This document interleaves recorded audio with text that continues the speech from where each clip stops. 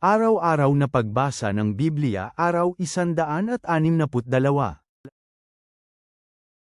Lumang Tipan. Ikalawang Samuel Kapitulo 16 versikulo 15 hanggang 23, Ikalawang Samuel Kapitulo 17, Ikalawang Samuel Kapitulo 18 versikulo 1 hanggang 18. Si Absalom naman at ang lahat ng kalalakihan ng Israel na kasama niya, dumating sila sa Jerusalem at kasama niya si Ahitophel. Nang dumating kay Absalom si Kusay na Archite, ang kaibigan ni David, na sinabi ni Kusay kay Absalom, "Mabuhay ng mahaba ang hari." Mabuhay ng mahaba ang hari. Sinabi ni Absalom kay Kusay, "Ito ba ang katapatan mo sa iyong kaibigan? Bakit hindi ka sumama sa kanya?" Sinabi ni Kusay kay Absalom, "Hindi. Sa halip, ang isang pinili ni Yahweh at ang mga tao ito at ang lahat ng kalalakihan ng Israel, sa mga taong ito ako napapabilang, at mananatili ako kasama niya.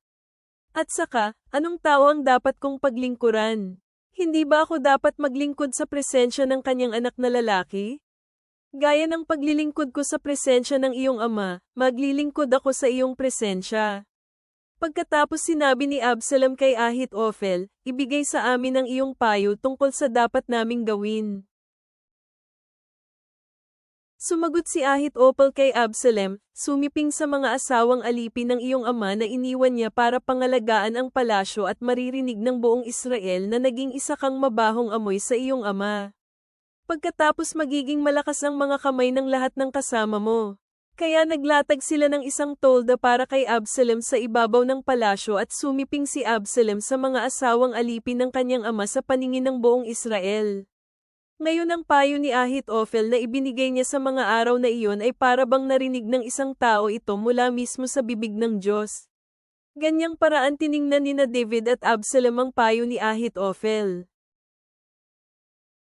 Pagkatapos sinabi ni Ahitophel kay Absalom, "Ngayon hayaan mo akong pumili ng 12,000 kalalakihan at babangon ako at tutugisin si David ngayong gabi. Pupunta ako sa kanya habang pagod siya at nanghihina at gugulatin ko siya sa takot. Tatakas ang mga taong kasama niya at ang hari lamang ang aking sasalakayin. Ibabalik ko sa iyo ang lahat ng tao, tulad ng isang babaeng ikakasal na papunta sa kanyang asawa at ang lahat ng taong nasasakupan mo ay magiging mapayapa." Kasiya siya kay Absalom at sa lahat ng mga nakatatanda ng Israel kung ano ang sinabi ni Ahitophel. Pagkatapos sinabi ni Absalom, "Ngayon tawagin din si Kusay ang Archite at pakinggan natin kung ano ang kanyang sasabihin." Nang dumating si Kusay kay Absalom, ipinaliwanag ni Absalom sa kanya kung ano ang sinabi ni Ahitophel at pagkatapos tinanong si Kusay, "Dapat ba naming gawin ang anumang sabihin ni Ahitophel? Kung hindi, sabihan kami kung ano ang payo mo." Kaya sinabi ni Kusay kay Absalom, "Hindi mabuti ang ibinigay na payo ni Ahitophel sa panahong ito."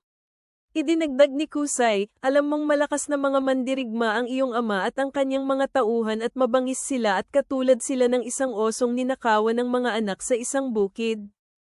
Ang iyong ama ay isang taong mandirigma, hindi siya matutulog kasama ang hukbong ngayong gabi. Tingnan mo, marahil ngayon ay nagtatago siya sa isang hukay o sa ibang lugar. Mangyayari ito kapag napatay ang ilan sa iyong tauhan sa simula ng isang pagsalakay na sasabihin ng sino mang makarinig nito, isang malupit na pagpatay ang naganap sa mga sundalong sumunod kay Absalom." Pagkatapos kahit na siguro ang matatapang na mandirigma, na ang mga puso ay katulad ng puso ng leon, ay matatakot dahil alam ng buong Israel na isang magiting na tao ang iyong ama at napakalakas ng kalalakihang kasama niya. Kaya pinapayuhan kita na dapat sama-samang magtipon ang buong Israel sa iyo, mula sa Dan hanggang Beersheba, kasandami ng buhangin na nasa tabing dagat at pupunta ka mismo sa labanan. Pagkatapos pupunta tayo sa kanya kahit saan man siya matagpuan at lulukuban natin siya tulad ng hamog na nahuhulog sa lupa. Wala tayong aitet-aira kahit isa sa kanyang tauhan, o siya mismo na buhay. Kung tatakas siya sa isang lungsod, sa gayon magdadala ang buong Israel sa lungsod na iyan ng mga lubad at hihilay natin ito sa ilog, hanggang sa wala ng kahit isang maliit na bato ang matatagpuan doon. Pagkatapos sinabi ni Absalom at ng kalalakihan ng Israel, mas mabuti ang payo ni Kusay ang Archite kaysa kay Ahitophel. Itinalaga ni Yahweh ang pagtanggi sa mabuting payo ni Ahitophel para magdala ng kapahamakan kay Absalom. Pagkatapos sinabi ni Kusay kina Zadok at Abiathar na mga pari, pinayuhan ni Ahitophel sina Absalom at ang mga nakatatanda ng Israel sa gayon at sa gayong paraan, pero nagpayo ako ng ibang bagay. Kaya ngayon, magmadaling umalis at ibalita kay David, sabihin sa kanya, huwag magkampo ngayong gabi sa mga tawiran ng Araba, pero tiyaking tumawid sa lahat ng paraan, o masasakmal ang hari kasama ang lahat ng taong kasama niya.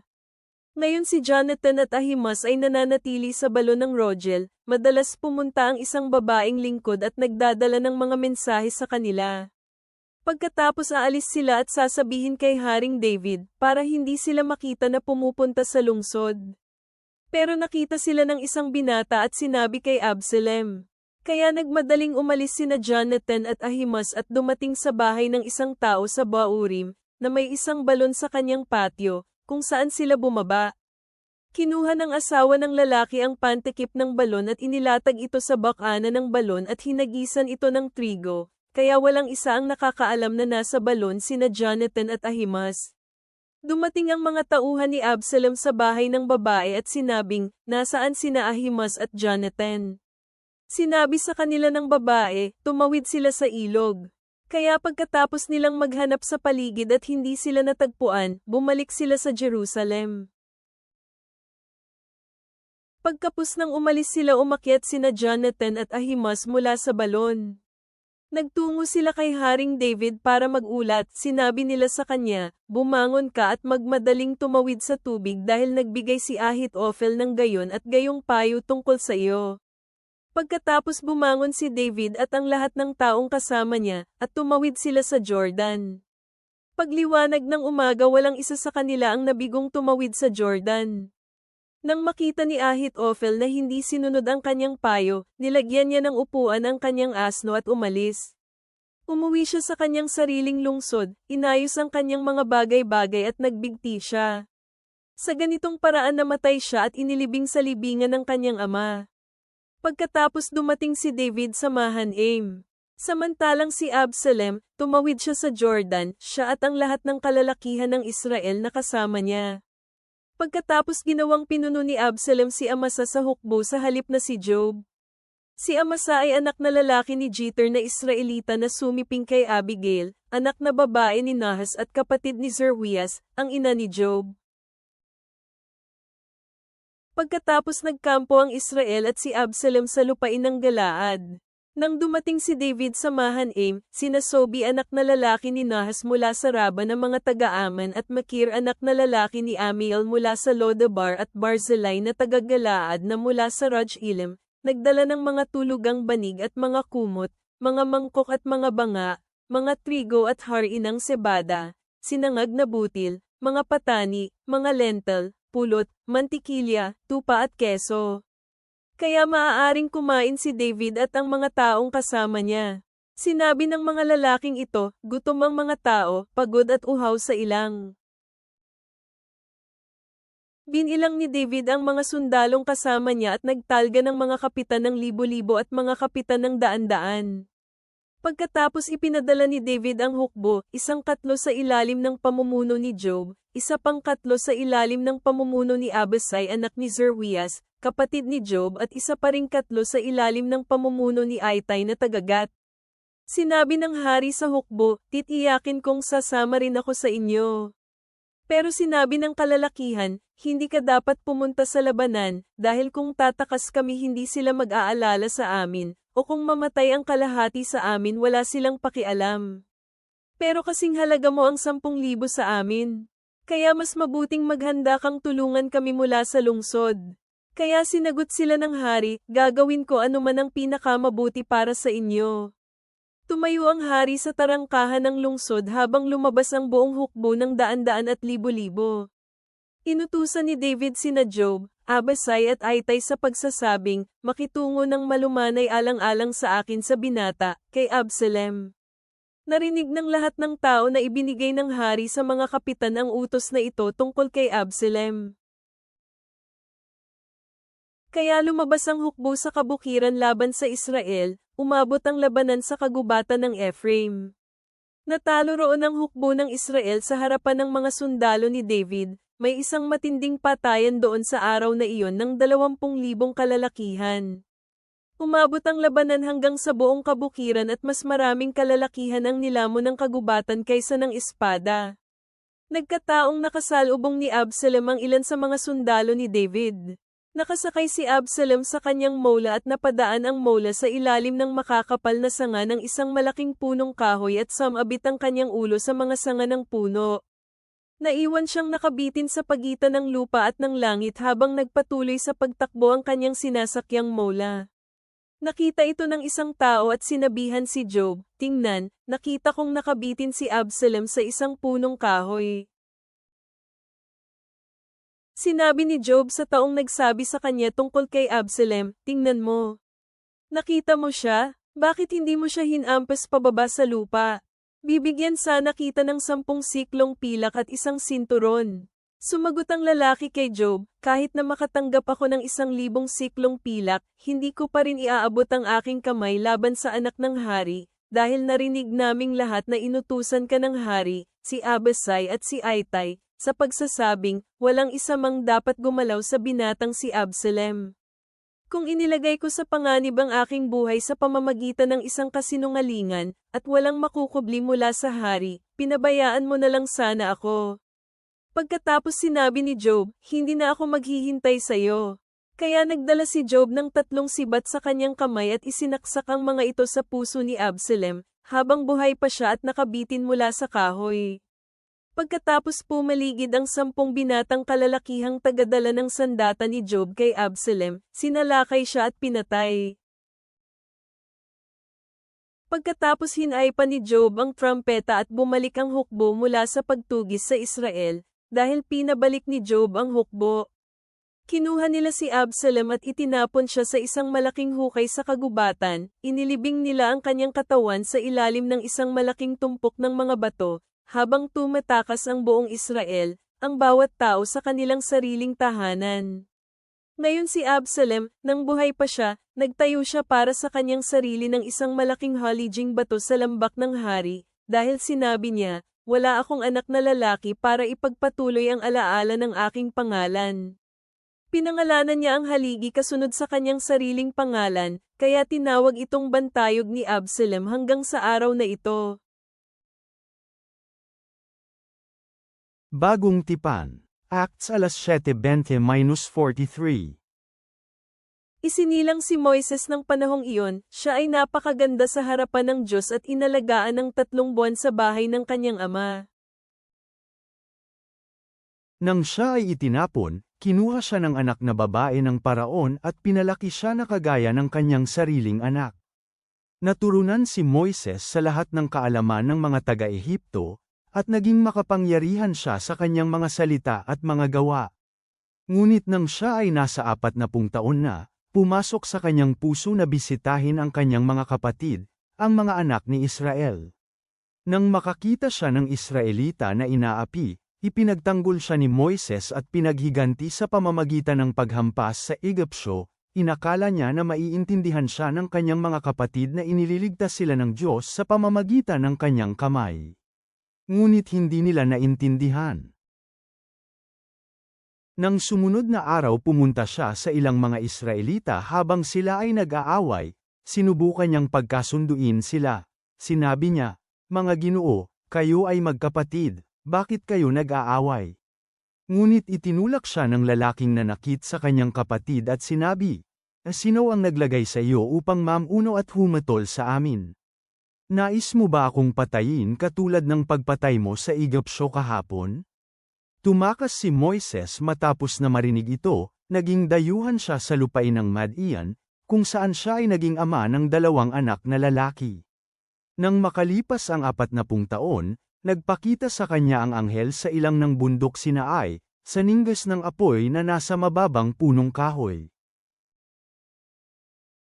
Nang makita ni Moises ang apoy, namangha siya sa kanyang nakita, at habang siya ay papalapit upang tingnan ito, doon ay dumating ang tinig ng Panginoon, na nagsasabing, Ako ang Diyos ng iyong mga ninuno, ang Diyos ni Abraham, ni Isaac, at ni Jacob. Nang inig si Moises at hindi naglakas loob na tumingin. Sinabi ng Panginoon sa kanya, alisin mo ang iyong sandalyas, sapagkat ang lugar na iyong kinatatayuan ay banal na dako. Nakita kong tiyak ang pagdurusa ng aking mga tao na nasa Ehipto, aking narinig ang kanilang pagdaing, at bumaba ako upang sila ay iligtas, at ngayon halika, isusyugo kita sa Ehipto.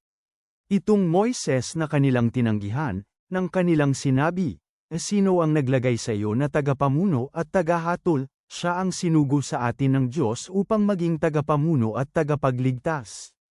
Sinugo siya ng Diyos sa pamamagitan ng kamay ng anghel na nagpakita kay Moises sa mababang puno.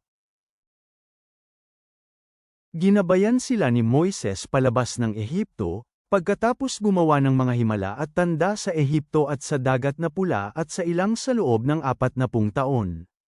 Ito rin ang Moises na nagsabi sa mga tao ng Israel, maghihirang ang Diyos ng isang propeta para sa inyo mula sa inyong mga kapatid, isang propeta na katulad ko. Ito ang lalaki na nasa kapulungan sa ilang kasama ang anghel na nangusap sa kanya sa bundok Sinaai. Ito ang lalaking nakasama ng ating mga ninuno, ito ang lalaki na siyang tumanggap ng mga buhay na salita upang ibigay sa atin. Ito ang lalaking tinanggihang sundin ng ating mga ninuno, siya ay itinulak nila palayo mula sa kanilang sarili, at sa kanilang mga puso sila ay bumalik sa Ehipto. Sa mga panahong yun sinabi nila kay Aaron, agawa mo kami ng mga Diyos na manggana sa amin. Sapagkat itong Moises na nanguna sa amin palabas ng Ehipto ay hindi na namin alam kung ano ang nangyari sa kanya. Kaya ng mga araw na iyon sila ay gumawa ng guya at nagdala sila ng mga handog sa mga Diyos-Diyosan, at nagalak dahil sa ginawa ng kanilang mga kamay.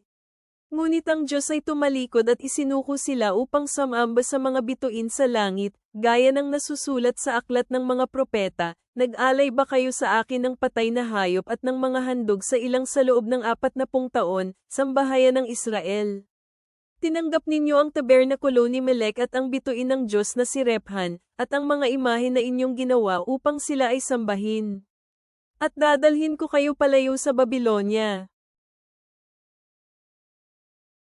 Mga awit, Psalm 72 is the 1-20. Ama sa langit, habang kami ay nagmumuni-muni sa magulong mga pangyayari sa buhay ni David at sa karunungan ng awit Kapitulo 72, naaalala namin ang iyong soberanya at ang panawagan para sa katarungan at awa sa aming sariling buhay. Tulungan mo kaming harapin ang aming mga hamon ng may katapangan at pananampalataya na ipinakita ni David, na nagtitiwala sa iyong gabay habang nagsisikap kaming mamuno sa iba ng may katwiran.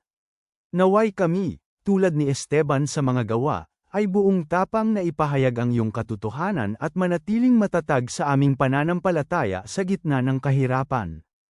Punuin mo ang aming mga puso ng habag at pagnanais para sa iyong kaharian, na kinikilala na ang tunay na pamumuno ay nagmumula sa paglilingkod sa iba. Inihahandog namin ang aming buhay sa iyong tapat na mga kamay. Amen.